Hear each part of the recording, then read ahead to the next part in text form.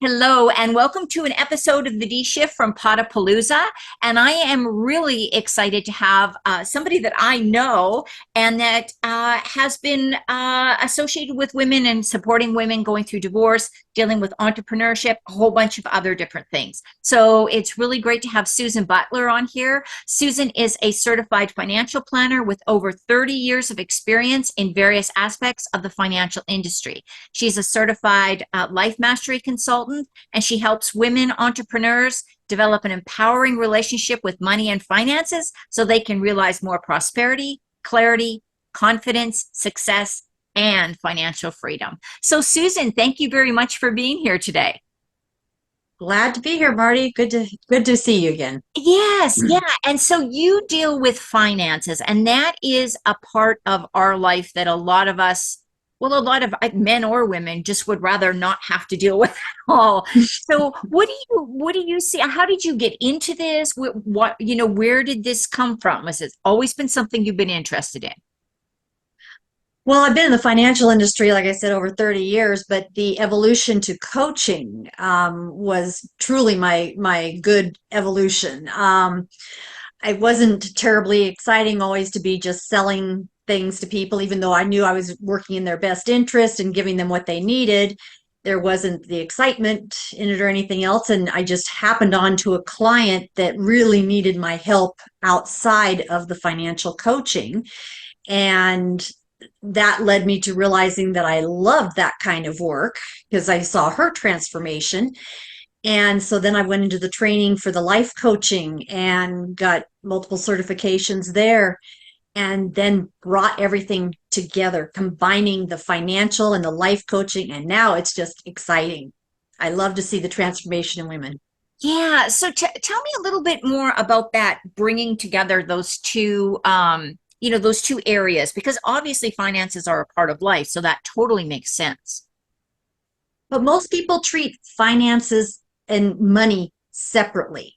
You're worried about your checking account. You're talking to your financial advisor, about your investments. I need to I need to get more money, or how should I be drawing money during retirement? And, it's like it's a whole separate issue that people take on. And it really isn't. You've got to have the life part of it. What is this money for? It's not just a matter of accumulating more, having a certain amount in order to retire. And, it's not about making the numbers. It's about, what is my why? What do I want this money for? Am I wanting it to do something that I've really wanted to do? Do I want it to be able to help others, to give to charities?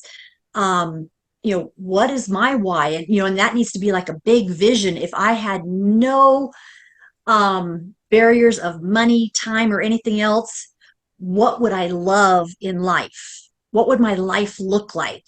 And that's what we're building the money for. So it's very much interactive and cohesive on that.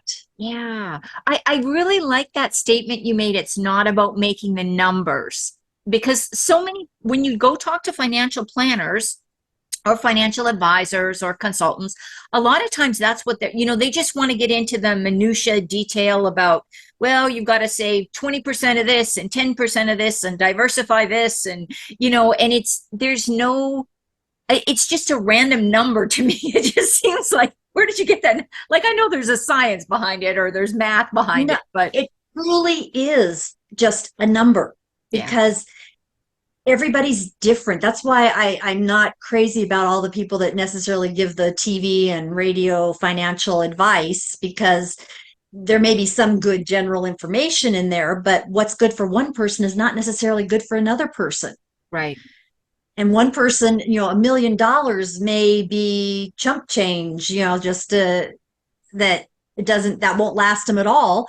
And someone else, $100,000 could just take them to do everything they wanted to do and be thoroughly happy. And, so who's to say what number is right or what number you should have? Yeah, yeah. That's so refreshing to hear that. And I think for a lot of the women that are listening in here, a lot of women have, especially if you've been married and you're of a certain age and you've been married for a lot of years, you may not have been very active in all of that financial planning and strategizing for retirement. And that's not saying all women. I'm not trying to, put everybody in a bucket, but I think that sometimes when you're in a good relationship or a not so good relationship, one partner tends to do more of the financial stuff than the other one. So where do you start this vision? Like, let's say you're talking to a woman who's in her 50s or 60s or 40s, 40, 50, 60, or whatever, who maybe doesn't have any idea about what she wants to do or how long she has to work or what needs to happen next. Where do you start the process? The process starts with the vision, the dream. And this is very hard for a lot of women to do, I found, because women are so used to taking care of somebody else, everybody else's needs, but their own. And so it sometimes takes me a while really pulling and stretching, trying to get people to really have a true vision and dream.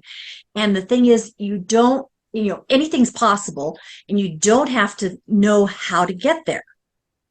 That's what the coaching and the process is for. If you already know how to get there, it's just a goal, another goal that you have. But a true vision is something where you really utilize your imagination, all your senses. What does it feel like? What does it taste like, smell like, look like?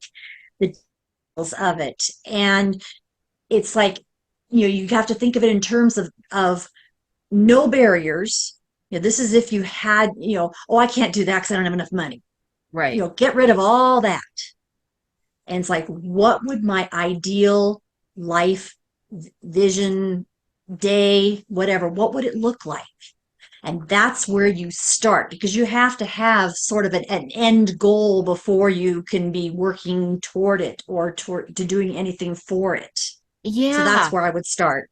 Oh, I love that whole idea because and I know we've talked about this a couple of years ago. That's where I start my clients with, where do you want to see yourself after the divorce? So it's kind of an extension of that, but what do you want to see your financial future? What do you find that women, and I know I fall into this, so I'm going to speak for myself. I find that talking about money in large amounts really does something really it's not very settling for me. Like, it's kind of like, I don't like when somebody says, well, you could, I make $200,000 a year, or I make $500,000 a year, or I make, seven figures. That something just doesn't sit right with me. Do you find a lot of women are like that, or am I just one of those odd ducks out there? It's a negative belief that you have grown up and developed over the years with this. It starts at age 3. We're little sponges. We take everything in that we see our parents do, the lifestyle they're leading, what they say about money. Oh, we can't do this. We can't afford that. And then it's reinforced in school, social settings. And so, once you've got these beliefs in you, and they are only beliefs, they are not the truth, they are beliefs. And once you have these in you, then you're always looking for reinforcement or conviction of those beliefs. And so you totally miss the other opportunities outside of that, because you're wrapped up, you've already got your filters and your beliefs and everything set in line, and so you don't go outside of those. So that's a negative belief, not a truth. And that's one of the first things that we identify, that I identify with clients, is, realizing some of these things like, oh, I could never make that kind of money, or I'm not good enough for this. I don't have enough knowledge for that, or I'm not worth doing this or charging that much money. Or there's only so much money out there, or we're in a bad economy. That's scarcity. That's not a truth. Right. Yeah. Yeah. And the funny thing is, when you were saying that about when your kids, my parents were extremely frugal. I'm going to use that word politely because that's not probably the word I would have thought of. And my dad used to call my grandpa cheap. So you can imagine how, like, my parents bought cars with cash. They didn't buy on credit. They say we drove the same old, horrible vehicle until they had cash to buy their next car. Debt was not something that was in my family. So, yeah, so I'm thinking that might be, because I hear a lot of my clients do things like that too. So talking to somebody like you that specializes in this, could really help break through some of those limiting beliefs, I'm guessing. Oh, it definitely. We spend a lot of time on the mindset, how you're thinking, finding out, a lot of these negative beliefs, most people don't even realize they have them until we are talking and digging down into things. And then we realize, oh my gosh, I never even knew I believed that. Or, I never, so, I mean, some of the surface ones are easy to spot, like, oh, when someone tells me how rich they are, I think, oh, they're greedy or selfish or whatever, that's an obvious one. But some of the deeper ones can take a while for us to realize. And once we become aware of them, then I can work with them to help undo them, change them, and move them into a positive. Yeah. And what I was going to say too, one of the modules in my group program that I do is about debt, just all about debt, good debt versus bad debt. And people go, good debt? There's such a thing. It's not a four-letter word, debt. It's Right. like there is good debt and ways of managing debt that is to your advantage. Well, and some of these people, I learned about this very early, that some of these policies that we've grown up with, like pay cash for everything, don't use credit cards, whatever, then you want to buy a house and you're in big trouble because not that you got any bad debt, you just have you have no credit report. You got what do they call that? A thin file, right? There's no record of you. So why would a lender take a chance on you when you've got no proven track record of paying stuff off? So absolutely. What are some of the other limiting beliefs, Susan, that you find come to the surface, or things that women just kind of need to think about when they are starting out planning for their own financial future? Well, the biggest one is the one that I said about scarcity. People always think that especially women, that there's these limits to how much they are able to make, or that they're worthy of making, or that they've got any talent or knowledge to do. And it's like your life experience is priceless. And, for women to realize their self-worth and their value for what they can bring to help somebody else from their experience. And so that's the biggest belief that I usually find, is that scarcity and the fear of debt. And, if your mind is constantly worrying about paying the bills and your debt that you're in, then you're never going to get out of it, because that's where your thinking is. That's where your whole mindset is at. That's the results you're going to see. So we've got to be able to get you out of that and thinking differently so that you can get different results. And it's not just random. It's not just random. I get a little frustrated. I got to be honest with you, when I hear people say, well, just, your self-worth is worth it. So take this mastermind. It's $100,000 a year. We know you only make 20,000, but go ahead, take the leap and do it. So you're not advocating, like crazy spending. You're talking about, because you have the background to really help people strategically look at what's in their best interest, right? Exactly. You don't need to spend a fortune, and no program or anything else is going to convert you in a short period of time. These are habits and beliefs that you have developed since you were a kid, so however old you are, how many years you've had these beliefs and that you've reinforced them. And they're deep in your subconscious, and your subconscious is responsible for 95% of the actions that you take and the decisions you make. So if you think you're going to undo that overnight because you suddenly say something positive, or turn it around to positive thinking, no, it's a process. It's an inner process that'll bring you outer results. That's another great. You've got some great phrases in here. I'm going to have a hard time picking a title for this one.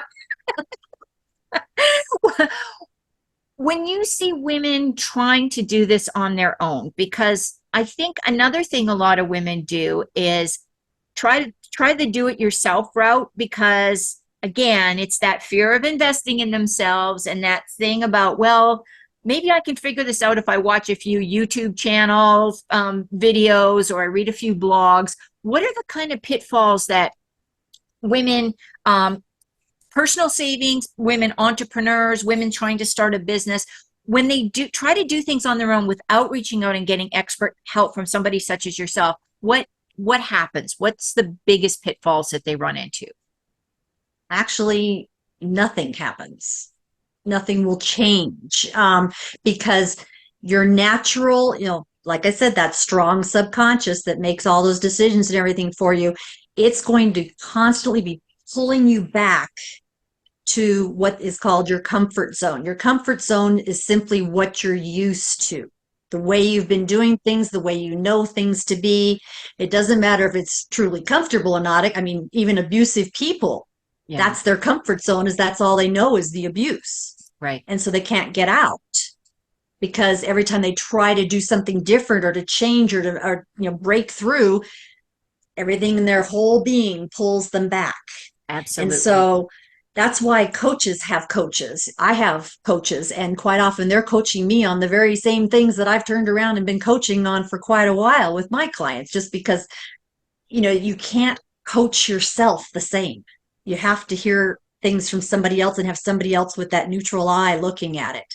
Yeah. And that's one of the best definition I've ever heard about coaching is the coach is really somebody who holds a mirror up to you and reflects back the things that you don't want to see in yourself. you know, and some of And us, then provides the guidance. yeah, in a positive, in a supportive way. Because I mean, some of us, like I say, we've been ducking dealing with finances. We've been putting it off. We've been, you know, putting money into savings accounts or not understanding how to set up a business account properly. And we've just been muddling through, and it's costing us a lot of money, time, effort, and stress, I'm sure. Definitely. And and my program itself actually covers, some of the practical, but a lot of it truly is to develop this relationship that you have with money and how you think of it. It's an energy, a tool to accomplish your life goals. And if you have this negative energy and this negative mindset around money that, it's scarce, it's hard to get, I can't pay the bills, and, rich people are greedy and all this kind of stuff, you're never going to attract money. Yeah. You're going to repel it. And by repelling it, I mean that opportunities will be out there, but either you won't see them or they won't look good to you, because that's not part of your filters that you're seeing things through. Well, and that's very true. I have a very good friend who does a wonderful job coaching, and I'm not even going to mention what area it's in. But she had this money block, and clients would come and literally have like want to hire her, and she would talk them out of working with her because it was just the thought of talking about the money part. And if you're going to be a woman in business as an entrepreneur, if you're going to have a side hustle, if you're going to have an Etsy shop, whatever you're going to do, you have to be able to embrace the fact that money is a transactional process. It's not a good thing or a bad thing. It's just a transaction, right? And I love the idea of the vision and what money can bring for you. Exactly. Because that's why you want to be able to say, I love money, and mean it. Because money is the tool that you can use to be able to help other people, to help in your own self-care so that you are stronger to being able to help more people. And also, charitable. You can turn around and give it to people who truly need it. But money is a positive energy and tool and force. And you want to say, I love money, and would not sound that you're not spiritual, you're not, or that you're a terrible person for saying that. You're not. You're actually, very spiritual and very loving to want more money so that you can do all this. Well, and that's what you said at the very beginning. And this is one of the reasons why I reached out to Susan a couple of years ago now, I think, because of her message. And I don't even know where I heard it. It was on something online because it was during COVID. I know that. And it was that fact that you were talking about using money for the good in your community, if you have a charity. And you said that at the very beginning. Your big picture may be to donate to a charity. You don't have to, be the greedy billionaire sitting out on your yacht in the Mediterranean Sea. You can do something good with it if you want to. Exactly. Exactly. And that's been my reward. And that's what, when I'm working with women, I have to sometimes it takes some convincing, that you love money, you want money. Yeah. And this is, here's, we need to come up with the reasons for you, why you want money. Yeah, yeah. And that's a powerful message. So that's probably a good point because we're just about at the 20-minute mark and these conversations go so fast, I have to tell you. What do you think is the most important thing of all of the topics? Because we have covered quite a broad range of things all around money and women and entrepreneurs. What do you think is the most important thing that you would like people to remember when they go on about their day after listening to this? Realize that you're not stuck. Anything is possible. If you can think it, you can manifest it happening. And you don't have to know the how. Just if you can think it and dream it, you can have it. It's all possible for all of you. What a positive message. I just think that that is so uplifting. And it's a hurdle. Once you get over it, though, boy, things look different on the other side. They sure do. Susan, how can people find out more about, you said you had a group program. I know you work one-on-one with women. What's the best way for people to reach out to you? Well, I am offering a free gift, and you can just go to femininefinancialformula.com, and that will take you to the free gift. And from there, you're able to book some time with me that we can talk a little bit and get to know each other, see if it's a fit or if there's something that I can help you with. And the group program is called Feminine Financial Freedom. That runs for 8 weeks, and it covers, it's an all-inclusive, expansive program just within those 8 weeks even. And plus I offer the one-on-one with you in addition to that. Or if you're in a more intense situation, say going through a divorce, you're widowed, or anything in a major transition, then I really recommend the one-on-one work to get a jump start real quick. Sure. And so you can reach me there or through my website, which is myfinancialharmony.com. Okay. And I'm on Facebook and LinkedIn. And I'll make sure all that information gets in the show notes so that people don't have to scoot around for you. They'll just be able to go click on the links and find you. Susan, thank you so much for your insight. This has been a great conversation. And honestly, Susan is as genuine when you speak to her. No matter where you catch her, she's always really genuine, just like she was here today. So, Susan, thank you so much for being on the D Shift.